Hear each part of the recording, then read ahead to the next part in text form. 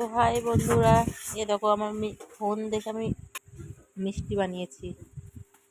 তো প্রথমে সুজিটা নিয়ে নিয়েছি, সুজিটা ভালো করে ভেজে, মানে ভালো বলতে সামান্য ভেজে, তার উপর একটু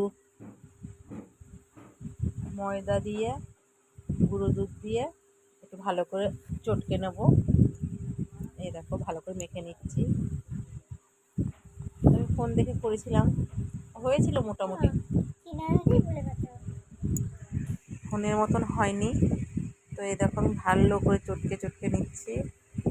এই দেখো নেওয়ার পরে আমি গোল গোল লম্বা লম্বা যেরকম যে মাপের করে নেওয়ার দরকার করে নিয়েছি। কড়াইতে তেল দিয়ে দিয়েছি আর এক সাইডে গরম জল দিয়ে দিয়েছি। এই দেখো গরম জলের মধ্যে চিনি দিয়ে দিয়েছি হাফ বাটি মতো। আর এই দেখো লম্বাগুলো ভেজে ভেজে নিচ্ছি হালকা আঁচ করে।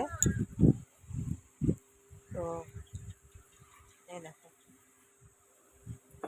দিয়ে এবার ভালো করে ভেজে নেব, হালকা আঁচ করে নিয়ে লাল লাল করে ভেজে নিচ্ছি।